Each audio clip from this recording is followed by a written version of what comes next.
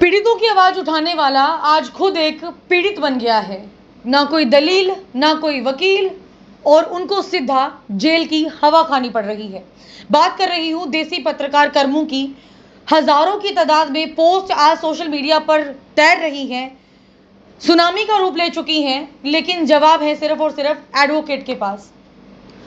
ना तो उनको उठाने से पहले सुनने में ये चीज आई है कोई नोटिस दिया गया, ना उन्हें बताया गया कि किस हीनियस क्राइम में, क्योंकि जो जो धाराएं उनके ऊपर लगी है वो इस प्रकार की लगाई गई हैं कि पता नहीं कौन सा बड़ा अपराध उन्होंने किया है, जिसके चलते आज वकील पैनल के दो एडवोकेट मेरे साथ मौजूद हैं। संदीप राठी जी मौजूद हैं, परवीन शर्मा जी मौजूद हैं। तो दोनों वकील जो हैं किसी भी परिचय के मोहताज नहीं है। अब कौन कौन सी धाराएं लगाई गई और कर्मू पर साइबर टेररिज्म तक की धारा लगाई गई है, इतनी बड़ी धारा कि आतंकवाद सोशल मीडिया के थ्रू फैलाया गया है। अब क्या इतना बड़ा हीनियस क्राइम उन्होंने किया था, नहीं किया था, किस प्रकार से कोर्ट इसके ऊपर कार्रवाई कर रहा है, कैसे प्रोसेस आगे बढ़ रहा है, उसकी पूरी जानकारी हम लेंगे परवीन शर्मा जी से। हाँ जी परवीन जी, क्या कुछ मामला है ये, कौन कौन सी धाराएं उनके ऊपर लगाई गई हैं? इनिशियली जब एफआईआर बनाई गई, एफआईआर नंबर 178, उस टाइम पे कुछ धाराएं जो लगाई गई थी कर्मू के ऊपर वो कुछ कम थी। बाद में इंटेंशनली कुछ ऐसी धाराएं भी ज़्यादा जो ऐड कर दी गई एफआईआर के अंदर, जिनका कंटेंट ऑफ एफआईआर से कोई लेना देना नहीं है।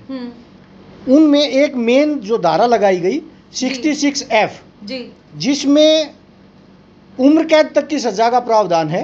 इतनी बड़ी धारा? जी बिल्कुल, इतनी बड़ी धारा। और किस वजह से लगाई जाती है ये? इस धारा को लगाने का क्या मंशा रही होगी पुलिस प्रशासन की, उस बारे में बहुत ज़्यादा तो नहीं कह पाएंगे, पर कहीं जो फैक्ट्स और कंटेंट ऑफ एफआईआर हैं उससे इस धारा का मेल जोल कहीं दिखाई नहीं दे रहा साफ साफ। इतनी बड़ी धारा लगाना, मतलब वो भी एक पत्रकार पर जो खुद पीड़ितों की आवाज़ उठाते हुए आए हैं, पीड़ित बना दिया गया। ना घर वालों को इन्फॉर्म किया गया, ना किसी और को इन्फॉर्म किया गया, ना कोई नोटिस उनको दिया गया।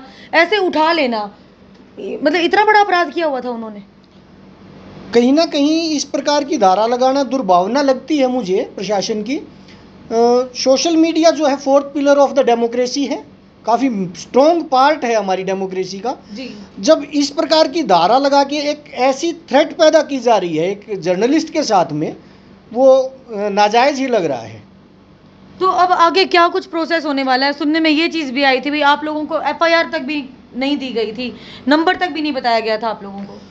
शुरुआत में तो हमें ये भी नहीं पता था कि उसको कहाँ पर अरेस्ट करके कहाँ पर डिटेन करके रखा गया है जी। हमने कोर्ट में कई जगह पर अपने अलग अलग एडवोकेट्स बैठा रखे थे कि भाई पता नहीं किस कोर्ट में पेश करेंगे। जब कोर्ट में पेश किया गया तो हमने उनसे जो ऑफिशियल थे, पुलिस ऑफिशियल से, उनसे अपने डॉक्यूमेंट्स की रिक्वायरमेंट दिखाई कि भाई आप हमें प्रोवाइड करो डॉक्यूमेंट, एफआईआर वगैरह। लेकिन क्योंकि एफआईआर में इस प्रकार की धाराएं लगाई ही नहीं गई थी तो उन्होंने हमें एफआईआर देने से मना कर दिया जी। इसके बाद हमने कोर्ट के अंदर एक एप्लीकेशन मूव करी, मेरे कलीग संदीप राठी जी ने जी। इन्होंने एक एप्लीकेशन मूव करी। उस एप्लीकेशन के अंदर हमने डिमांड की कि हमारा एक्यूज्ड का राइट है कि आप वे डॉक्यूमेंट्स हमें प्रोवाइड करें जिन डॉक्यूमेंट्स के बिहाफ पे आपने इसको अरेस्ट किया है।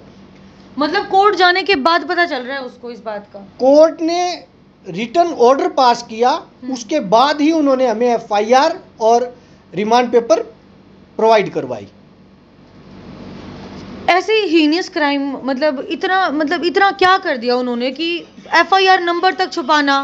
उसके बाद आप लोगों ने भी मतलब एप्लीकेशन मूव की, उसके बाद आपको ये सारी की सारी चीज़ें मिली हैं, आपको पता चला है कि एफआईआर का नंबर क्या है और एफआईआर के अंदर क्या क्या धाराएं लगाई गई हैं और क्या कुछ जुर्म के तहत धाराएं लगाई गई हैं। तो मतलब इतनी सारी चीज़ें छुपाना, और उसके बाद क्या मानते हैं आप? देखिए मैम, जर्नलिस्ट की छोड़िए, एक आम आदमी के कुछ फंडामेंटल राइट्स हैं। अगर उसको सबसे पहले उसके खिलाफ कोई एफआईआर कुछ भी होता है उसको नोटिस दिया जाएगा, नोटिस से उसके जवाब लिया जाएगा। अगर उसको अरेस्ट किया जाता है तो उसके एफआईआर नंबर है और एफआईआर दी जाएगी। इस केस में बड़ा अजीब हुआ है। हमने जब डिमांड की प्रशासन से कि हमें डॉक्यूमेंट्स क्या एफआईआर है, किस सेक्शंस में हमें बताया जाए, वो बिल्कुल मना कर दिया गया कि हम आपको कोई भी डॉक्यूमेंट्स नहीं देंगे। उसके बाद फिर हमने एप्लीकेशन एक मूव की। और मैं आपको बता दूं और दर्शकों को कि कोर्ट के माननीय कोर्ट के आदेश के ऊपर आदेश के बाद ही हमें डॉक्यूमेंट्स मिले हैं जी। तो ये बड़ा अजीब वो है कि एक फंडामेंटल्स राइट थे। दूसरी बात एक 66F है जो कि साइबर टेररिज्म के लिए लगती है और ये धारा बाद में ऐड की गई है। और इसका मनसा मुझे देखिए मेरा अपना ओपिनियन है कि जो FIR के कंटेंट से उसके अनुसार ये धारा नहीं बढ़ती। और ये धारा इसीलिए लगाई गई कि ज़्यादा से ज़्यादा समय कर्मों को जेल के अंदर रखा जाए और एक प्रेशर क्रिएट किया जाए, एक मैसेज दिया जाए। शायद यही सोच के मेरा अपना ओपिनियन की धारा ऐड की गई, बिल्कुल गलत ऐड की गई है ये। और एक जांच होनी चाहिए थी। और एक माननीय सुप्रीम कोर्ट में अरनेश कुमार के केस में एक आदेश दिया था कि जिस केस में 7 साल तक की सज़ा हो वह उन केसेस में अरेस्ट ना किया जाए, अगर आयु चाहे तो नहीं कर सकता है। तो जितने अन्य सेक्शंस थे वो सारे इस तरह से जो थे 7 साल से नीचे की सज़ा थी। शायद उसी चीज़ को एक बाईपास करने के लिए ये धारा लगाई गई कि इसमें उम्र कैद है और इसको हम अरेस्ट कर ले। फिर सर मैं यही चीज़ आपसे जानना चाहती हूँ, अब जैसे कई लोग हैं जो लगे हुए थे, मतलब इसमें क्योंकि आपने बताया कि धारा इस प्रकार की लगाई गई हैं सोशल टेररिज्म की। हम लोग तो एक मीडिएटर हैं, एक माध्यम है कि जो सरकार के और लोगों के बीच में एक ब्रिज का काम हम लोग करते हैं।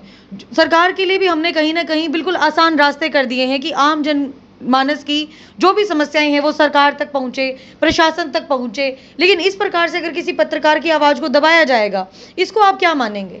देखिए जो जर्नलिज्म है वो 4th पिलर है, लोकतंत्र का 4th पिलर है। और हमारे देश में कुछ फंडामेंटल राइट्स हैं। अगर आपने अरेस्ट करना था, उन पे कार्रवाई करनी थी, जो उसके फंडामेंटल राइट्स से कम वो वायलेट नहीं करने चाहिए थे। और मैं माननीय उच्च न्यायालय, माननीय हाई कोर्ट तथा सुप्रीम कोर्ट से आपके माध्यम से भी रिक्वेस्ट करूंगा कि इस तरह के इस केस में छू मोटो लिया जाए कि पत्रकार न केवल कर्मों के बल्कि अन्य के खिलाफ भी FIR दर्ज की गई है, जो 18 तारीख को दर्ज की गई है। जी, मतलब 18 तारीख को दर्ज की गई थी और 19 तारीख को शायद उनको उठाया गया है।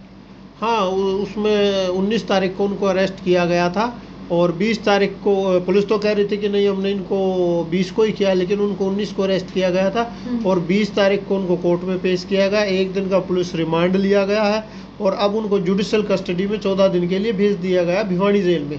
और अगली जो सुनवाई होगी वो कब तक होगी वकील साहब? वो आगे की 4 सितंबर नेक्स्ट डेट फिक्स की गई है कोर्ट के द्वारा। और इसी बीच अगर किसी भी मतलब कैदी को अगर बेल लेनी है तो क्या कुछ प्रोसेस रहता है? देखिए वो एक प्रक्रिया है, वो सारी प्रक्रियाएं हम करेंगे।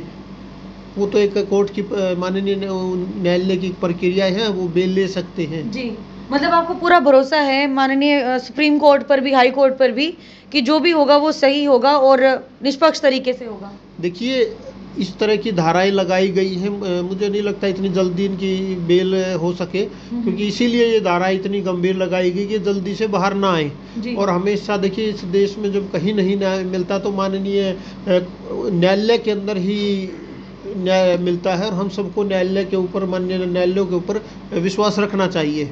जी, और मैं वही एक चीज़ दोबारा से कहना चाहूँगी, ना तो कोई अपील, ना कोई दलील, ना कोई वकील, और उनको कोर्ट में पेश कर दिया गया, सुबह उठा लिया गया, उसके बाद पूरे दिन रखा गया, अगले दिन कोर्ट में पेश किया गया, तब उनको पता चलता है, तब भी नहीं बताया गया।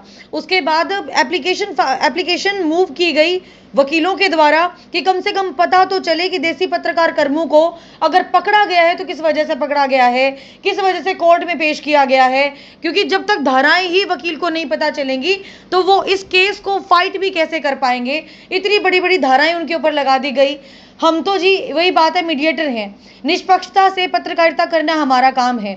ना किसी मुद्दे को, ना तो हमने आज तक हमने गरमाया, ना भड़काया, ना कुछ और, सिर्फ पीड़ितों की आवाज़ अपने चैनल के माध्यम से रखने का काम हमने किया है। और वही बात है, लास्ट में और अंत में रिजल्ट क्या मिलता है, इस प्रकार की धाराएं। लोग तो ये भी कह रहे हैं कि राजद्रोह, देशद्रोह तक की मुकदमे भी दर्ज कर दिए गए उनके ऊपर। नहीं, देखिए साइबर टेरर जो 66F IT एक्ट है, ये साइबर टेररिज्म की धारा है। और जितना मेरा अपना मानना है कि ये धारा बिल्कुल अनुचित तरीके से लगाई गई है। उन्होंने ऐसा कोई साइबर टेररिज्म की जो परिभाषा वो FIR के कंटेंट से बिल्कुल अलग है। और मेरे ओपिनियन में ये बिल्कुल गलत धारा लगाई गई है। जी, तो आप लोगों से क्या कुछ अपील करना चाहेंगे सर? बहुत सारे लोगों के मन में बहुत सारे सवाल है, क्योंकि चाहने वाले बहुत हैं देसी पत्रकार कर्मों को। पता नहीं कितने लोगों को इंसाफ दिलाया है। जो लड़ाई 40-40, 50-50 साल पुरानी चल रही थी, उसके अंदर भी उन्होंने न्याय दिलाने का भी काम किया है, आवाज़ लोगों की उठाई है। उनको आप क्या मैसेज देना चाहेंगे? देखिए, देसी पत्रकार कर्म हमेशा गरीबों की आवाज़ बने हैं। आवाज़ मुद्दे बिल्कुल गरीब के मुद्दे उठाए हैं और उनको उनके साथ न्याय होना चाहिए। और हमें उम्मीद है हमें माननीय न्यायालय के द्वारा कि उनके साथ न्याय होगा। लेकिन कुछ मतलब जिस तरह का व्यवहार हुआ है, ऐसा व्यवहार उनके साथ नहीं होना चाहिए था। जी, तो मैं वही कहना चाहूँगी, आपके जो चहेते पत्रकार हैं, देसी पत्रकार कर्मू, फिलहाल जेल में है, हिरासत में है और 14 दिन की न्यायिक हिरासत है। 4 सितंबर को सुनवाई होने वाली है और कहीं ना कहीं हमें भी लगता है कि उनके साथ गलत हुआ है। जस्टिस फॉर कर्मू होना चाहिए और उनको न्याय ज़रूर मिलना चाहिए। और सरकार अपने एग्जाम्पल सेट करने में न जाने कितने लोगों की आवाज़ दबाने का काम इसी बीच करेगी। ये तो आप देख ही सकते हैं कि पिछले 2 दिन से आपको आपके चहेते पत्रकार, देसी पत्रकार कर्मू चैनल पर दिखाई नहीं दे रहे हैं और सब लोगों के मन में डाउट था, क्वेश्चन था। तो हमें लगा कि वकीलों से मिलकर आप लोगों तक ये मैसेज कन्वे होना चाहिए कि आपके जो चहेते, आपके जो प्यारे और लाडले पत्रकार हैं, देसी पत्रकार कर्मू, उनको न्यायिक हिरासत में ले लिया गया है। 4 सितंबर को सुनवाई होगी, लेकिन इसी बीच हो सकता है कि सुप्रीम कोर्ट में जो है बेल का क्या करवाया जाए सर? देखिए, माननीय न्यायालय, सुप्रीम कोर्ट तो बहुत लास्ट की कोर्ट, सबसे बड़ी कोर्ट है। सबसे पहले माननीय जो डिस्ट्रिक्ट कोर्ट होता है उसमें बेल अप्लाई होती है। अगर वहाँ नहीं मिलती तो फिर हाई कोर्ट जाना पड़ता है। सुप्रीम कोर्ट तो सबसे apex court of the country है। जी, बहुत बहुत धन्यवाद सर। तो सभी से मेरी अपील है कि आप लोगों को ये भी चीज़ समझनी पड़ेगी कि पत्रकारों का काम आपको समझना पड़ेगा, जानना पड़ेगा। और अगर कोई भी व्यक्ति झूठ बोल रहा है तो आपने एक वीडियो कर्मू की ज़रूर सोशल मीडिया पर देखी होगी कि वो उसको अपनी गाड़ी पर खड़े होकर लोगों को यही बोल रहे हैं कि दाई से कभी पेट नहीं छुपाना चाहिए और उनका कहने का मतलब यही था कि जो भी मैटर है उसको आप खुलकर बताना, सारी की सारी बातें मेरे सामने रखना। अगर आप सही हैं तो न्याय आपको दिलवाया जाएगा, लेकिन अगर जब बातें ही लोगों के द्वारा छुपा ली जाए और उसके बाद जो है हमें क्या पता उनकी मंशा क्या है बात छुपाने के पीछे और ना, क्योंकि जिस मैटर की मैं बात कर रही हूँ वो मैटर तो आप लोग समझ ही चुके होंगे। हमने तो एक काम किया है जी, प्रशासन तक वो चीज़ पहुँचाने का, गवर्नमेंट तक वो चीज़ पहुँचाने का, क्योंकि शुरुआती दिनों में हर किसी को लग रहा था कि वो पीड़ित हैं, उनकी आवाज़ दब रही है, प्रशासन किसी दबाव की वजह से उनके साथ न्याय नहीं कर रहा है। ऐसे में देसी पत्रकार कर्मू बीच में आए थे और अब उनको सिला ये मिला है इस बात का कि उन्होंने प्रशासन की बात को भी रखा लोगों के सामने, तो भी लोगों ने उनको क्रिटिसाइज करना शुरू कर दिया। और आज इतनी बड़ी बड़ी धाराएं उनके ऊपर लगा दी गई है कि साइबर टेररिज्म के तहत उनके ऊपर धारा लगा के और साइबर टेररिस्ट उनको बना दिया गया है। तो मेरी सरकार से भी और प्रशासन से भी अपील है कि इस मामले में गो थ्रू करके निष्पक्ष तौर पर जांच होनी चाहिए। और जैसा सर ने कहा कि माननीय न्याय प्रणाली पर भी उनको पूरा भरोसा है और जल्द ही वो बाहर भी आएंगे। लेकिन अगर बाहर नहीं आते हैं तो ये केस और भी ज़्यादा भयावह हो सकता है और ऐसे में आप लोगों का आवाज़ उठाना बेहद ज़रूरी है। जस्टिस फॉर कर्मू आप लोगों को भी डालना है और आप मुझे ये भी बताइएगा कि किन किन लोगों की आवाज़ उन्होंने उठाई, किन किन लोगों को न्याय दिलवाया, ताकि पता चले कोर्ट को भी, प्रशासन को भी, सरकार को भी कि कितने लोगों की आवाज़ देसी पत्रकार कर्मू बने और किन किन को न्याय दिलवाया गया। बाकी ये मैसेज आप तक पहुँचाना था। पूरा ये इंटरव्यू देखने के बाद आपका क्या मानना है ये आप जरूर बताइएगा और कॉमेंट बॉक्स में जस्टिस फॉर कर्मू लिखना न भूलिएगा। धन्यवाद।